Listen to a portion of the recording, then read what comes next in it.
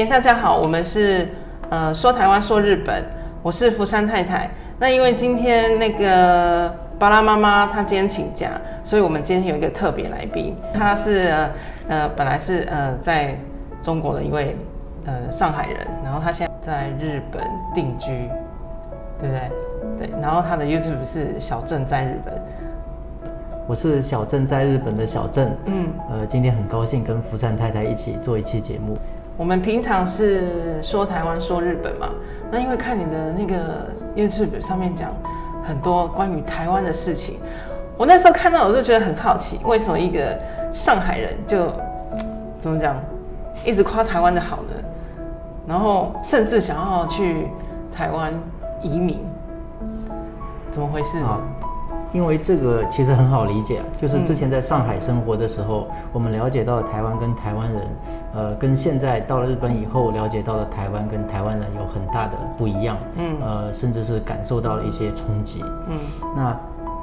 打个比方说，就是在刚来日本的时候，在语言学校里面，然后一个班级里有很多的台湾人，那我们在一起朝夕相处，大概有1年多的时间，然后我就觉得他们好像比我们以前想象的会更加的友善一点，亲切一点，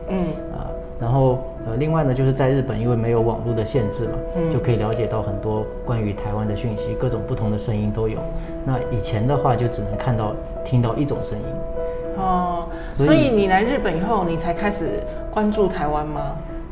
对，其实在上海的时候是身边有，比如工作的时候会接触到一点台湾客户啊之类的，但是那个没有像在来了日本以后这样就是朝夕相处一样的，一起念书一起成长的那种感觉。同时呢，就是在获取讯息方面，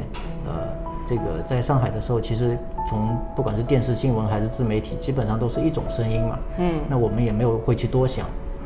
但是到了日本以后，发现有很多很多的声音，然后那我是一个好奇宝宝，就会想去了解。那了解了以后，觉得原来真的跟原本知道的有很大的出入，就对台湾有充满了那种好奇心。原来如此。那所以在日本不用翻墙的感觉很好吗？真的就是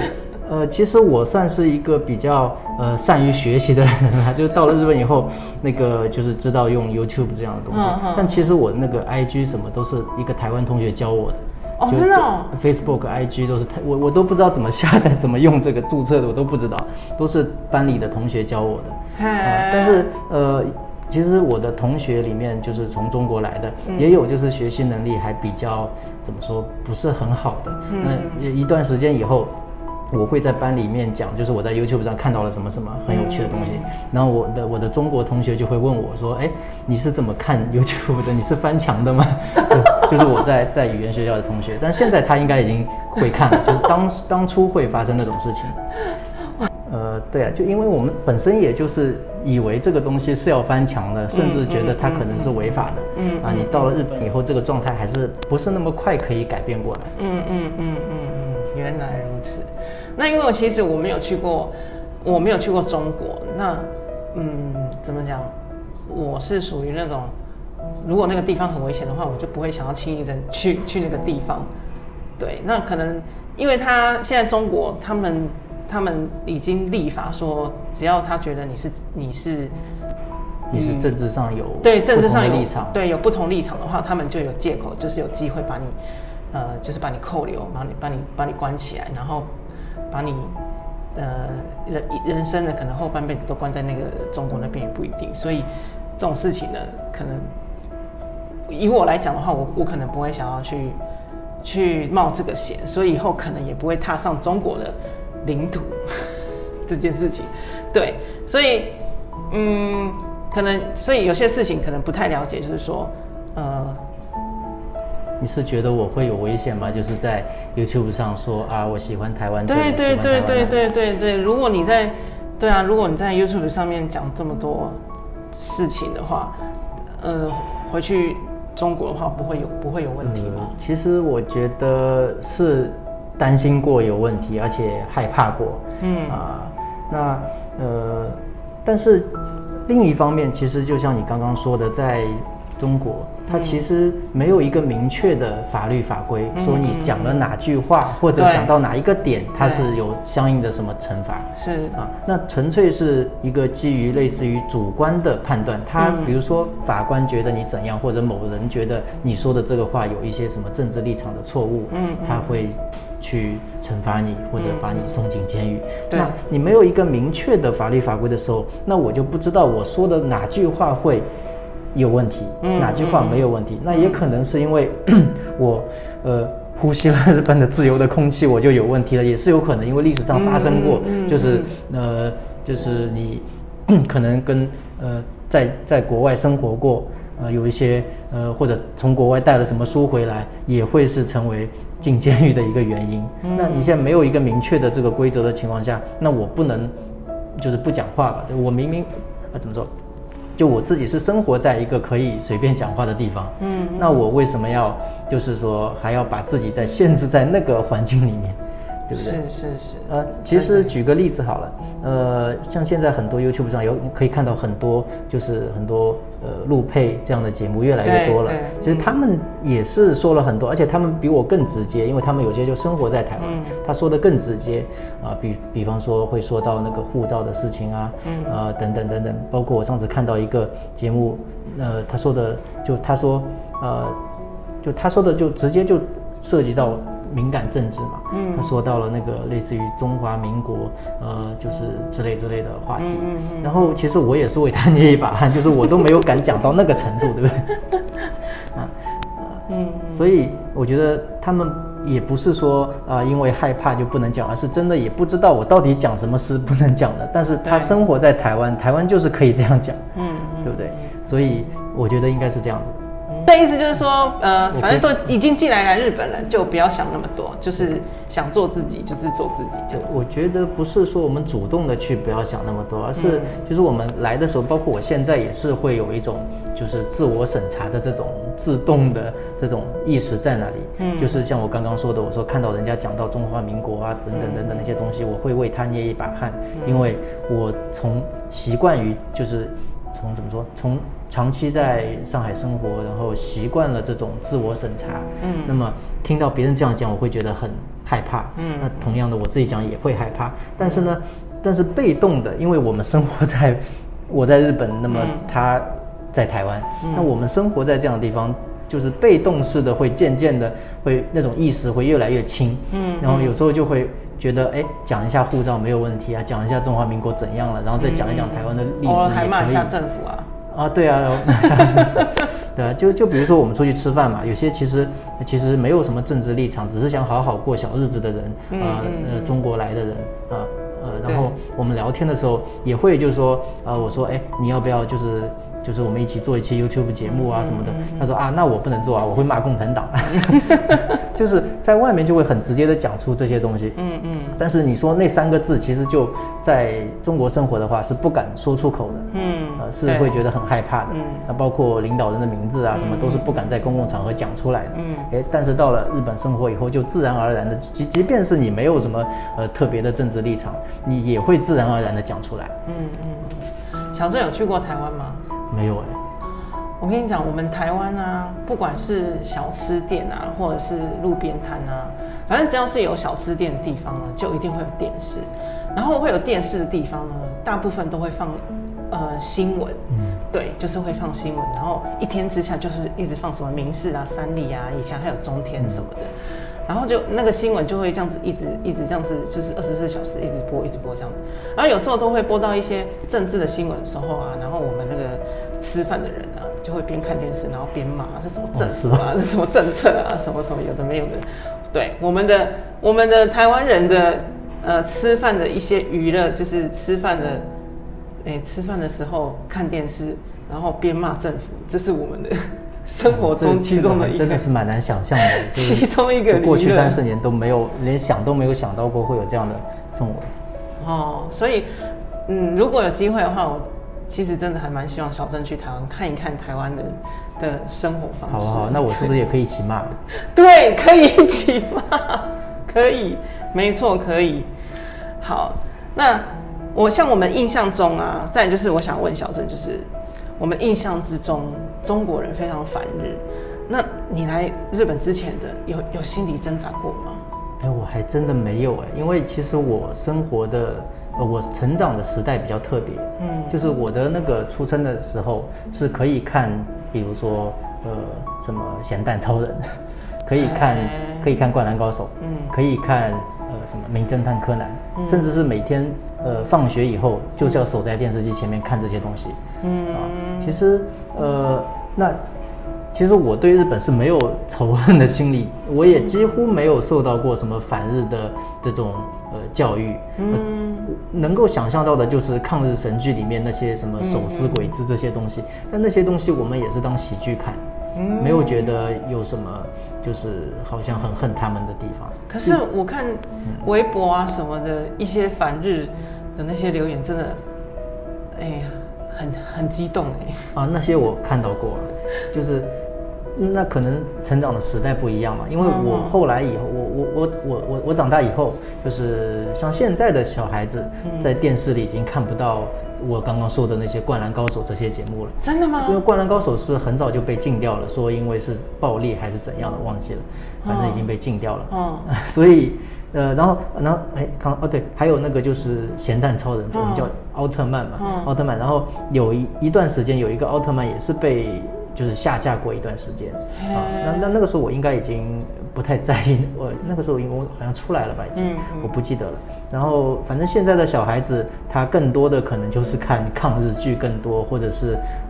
那种政治类的这种宣传比较多。那所以一些动漫啊什么的都没有了吗？动漫有，但是是经过筛选审查，甚至有些是重新编辑删减掉一些片段以后的，会在比如说像哔哩哔哩那些网站上面能看到，但是那些其实不像我们以前看那些东西，它是能学到一些，比如说一起守护地球啊，这些比较积极的东西。那现在的那些可能就比较无聊一点，给小朋友看的。好可怜哦，然后再有就是我之前来过日本旅游嘛，旅游过2次，然后来日本旅游之后，你从下飞机的时候就看到他们就是会跟你鞠躬啊、挥手啊，然后很礼貌的引导，然后你去了卫生间，他有热水冲屁屁这样，你就觉得好亚萨西啊，就是你你怎么也不能想象到这种就是恨日本的这个事情上面。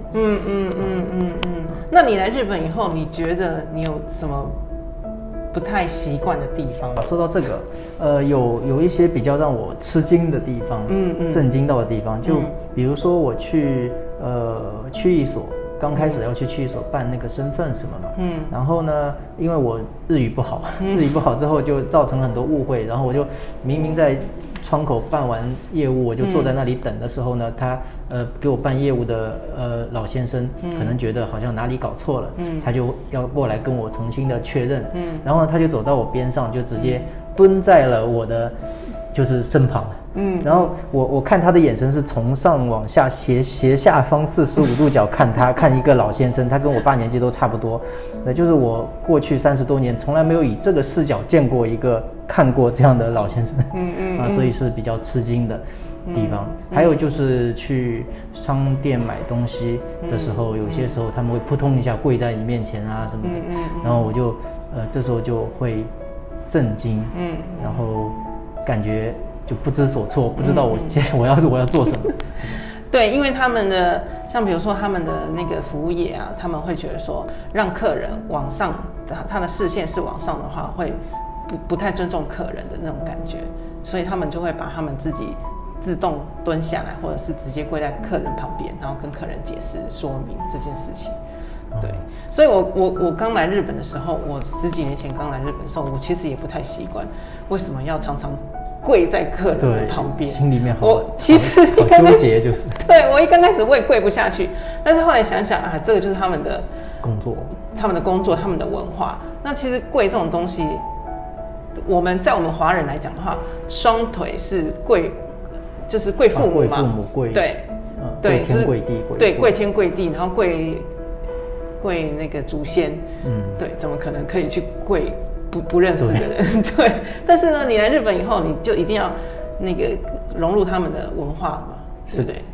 所以我只好那时候就跟我自己讲说，好，这是他们的文化，反正大家都在跪，又不是只有我一个人在跪，对啊，所以就赶快把那个心理的那个转换过来，对，所以你现在已经习惯了吗？我现在习惯了一半吧。你现在在日本，经营这个频道大概多久了？其实就是讲语言类的这一个频道，其实也只有几个月吧，我觉得。哇，好像只有几个月。几个月就已经可以几万订阅了，很厉害耶。最开始做这个频道呢，其实想得很简单，就是把我看到的、体验到的这些不同的地方，分享给在中国生活的朋友。因为如果只是在我们用微信嘛，如果只是在微信里跟他们聊这些事情呢，很多东西就是我发出去他们都看不见，是被那个拦截掉了。是。那我觉得这样反反复复的这样去发这些东西，还不如我直接做成影片，那让他们想看的时候都能看得到。所以在一开始我很注意这些，就是自我审查，能够在就是中国的平台上面能够播放的这些东西。我讲过一期关于日本跟上海的生活成本的对比，然后呢，那期影片就被官方注意到了，然后就受到了一个很大的就是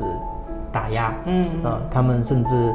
找了这个签约的科普作家，把我讲的所有的点都辟谣了一下，甚至于包括公开的日本的健保规则也被辟谣成什么商业贷款做减免的费用之后是要还的这样子。对，然后这个影片被就是打压了以后限流了，就看不到了。其实到后来我那个频道也就被封掉了。但是呢，那样以后其实我是觉得可能基本上我想把在日本体验到的、体会到的东西分享给中国的朋友，这条路是断掉了。但是好的一面也是有的，就是我发现2-3个月以后吧，我那支影片是1月份做的，到了3-4月份的时候，有人就把那支影片搬运到了那个中国，在微信上面，微信公众视频号里面。然后搬运过去以后呢，就是一瞬间吧，就是好像达到了超过100万次的转发，然后它的点赞数都是满的，就是10万加都是满的。你自己本身的频道被封锁了，被封锁了。然后过了2个月，过了2个月以后，结果有人去盗用你的影片，那个影片居然火了。对，好扯哦！而且最有趣的就是火了以后，因为我那个时候就讲到上海户口它的价值的问题，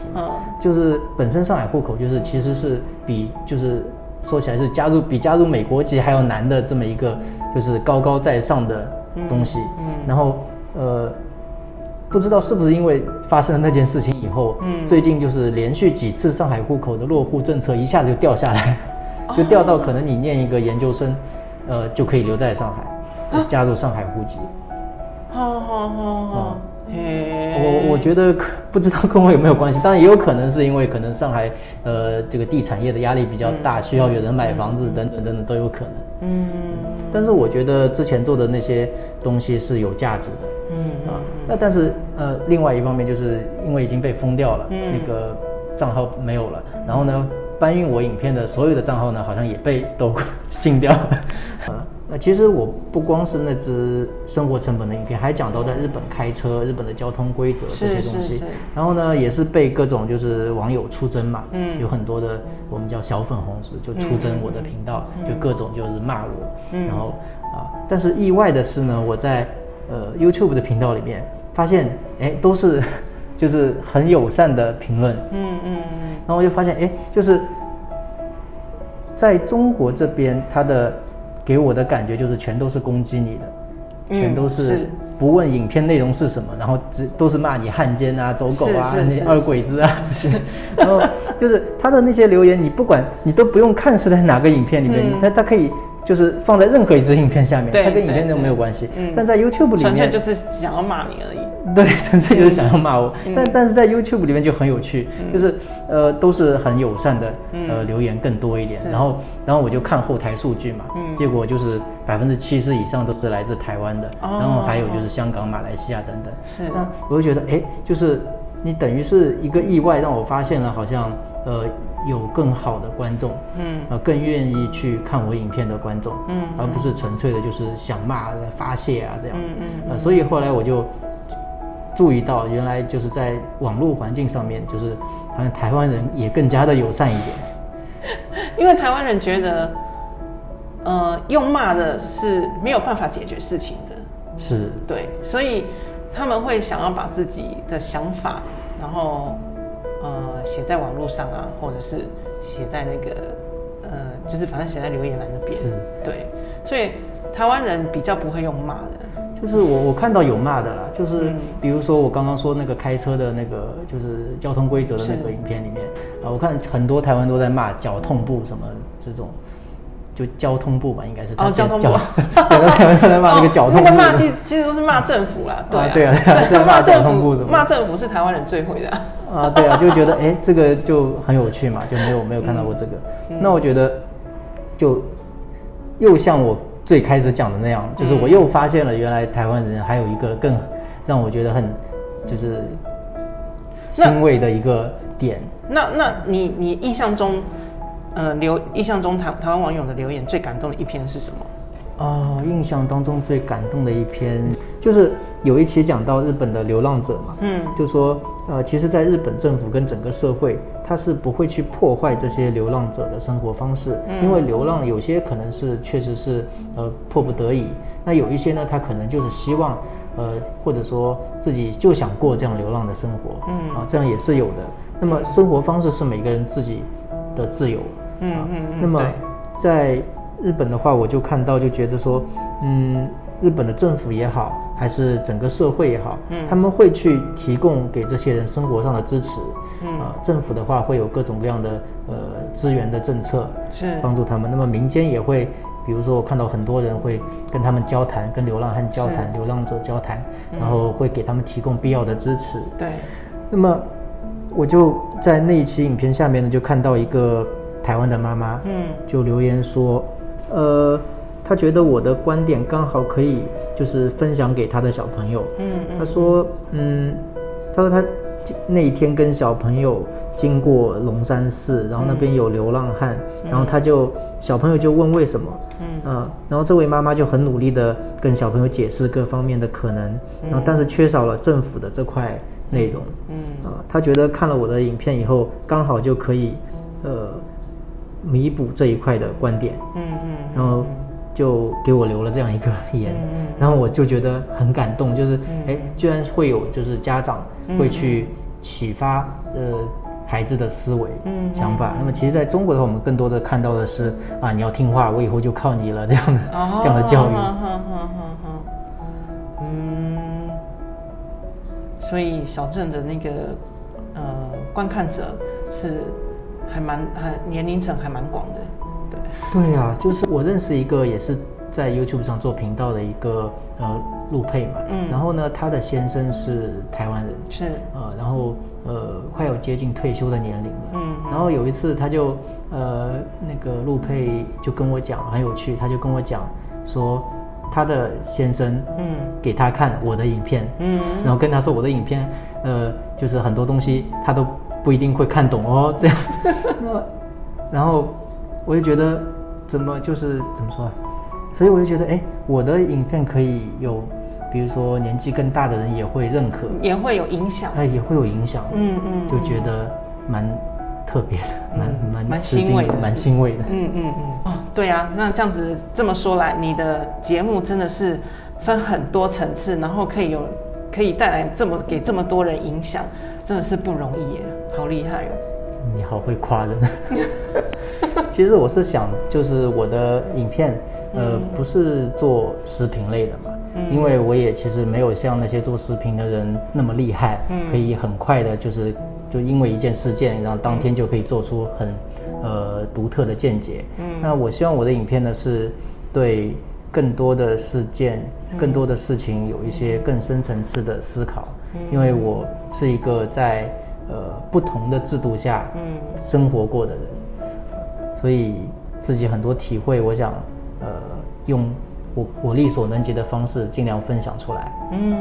那你要不要给一些未来想要来日本的中国年轻人一些什么鼓励的话吗？或者是建议的话？好啊。有一段话其实不是我讲的，但是呢是一直鼓励我一路走来的一段话。那段话是这么说的，就是每一个优秀的人都有一段沉默的时光，那段时光是你付出多少努力都得不到结果的日子。一个人成长最快的时期，其实就是他人生当中最难熬、最黑暗、最抑郁的时刻。但是当你一旦熬出来了，走出来了，你就再也不是从前的那个自己。真的很深奥哎。我觉得就很像我刚来日本的时候，真的是你不管是从文化的冲击也好，还是从就是讯息差的这个事情上面，就是我们以前了解的日本也好，台湾也好，跟到了日本以后看到的东西完全不一样。对，这种冲击，然后再到就是自己甚至都不知道要干什么的那种状态。然后几年以后，渐渐的找到了自己的喜欢做的事情。是，我觉得发现自己已经跟几年以前的那个我不一样了。那你觉得你现在在日本快乐吗？我觉得要分2个面来看。其实一个面是不快乐的。因为是因为一个人待在这边吗？不是，这个不快乐就是怎么说呢？就是已经看到了日本的样子，而且在这里也认识了很多新的朋友。也怎么说认识很多新的朋友。然后呢，但是我们看到的东西、体验到的东西、知道的东西，没有办法让还在中国生活的朋友知道。他们仍然会因为一些事情，然后继续仇恨日本，继续这样子。对啊，你说到仇恨日本，最近安倍不是发生那件事情吗？对，然后我就看到好多人就在那边欢呼，这边大叫欢呼说，安倍怎么样子死掉以后，然后反正就看到一些很讽刺、很激动的一些话，我就觉得为什么会是这种素质？其实这个我有分析了。就是那个现象我也看到了。然后呢，其实这里面涉及到很多关键的点。一方面呢，就是我们看到的这些东西是经过了舆论管控以后，给外界传达出来的样子。比方说我举一个例子吧，就是我的朋友圈里面有700多个人吧，然后呢，里面真的欢呼的、感到高兴的只有2个人。但是我们从这个中国的舆论上面来看，好像全国人民都在欢呼，都在很开心的庆祝。那关于这一方面呢，其实就又是一个很大的话题了，在之后我的影片当中会介绍给大家。记得听众朋友一定要去看小郑在日本他的影片，一定要看。对，我们今天非常谢谢小郑呢，来跟我们分享这么多他的经验跟他的经历。好，那我们今天节目就到这边咯，谢谢小郑。谢谢福山妈妈，福山太太。福山太太。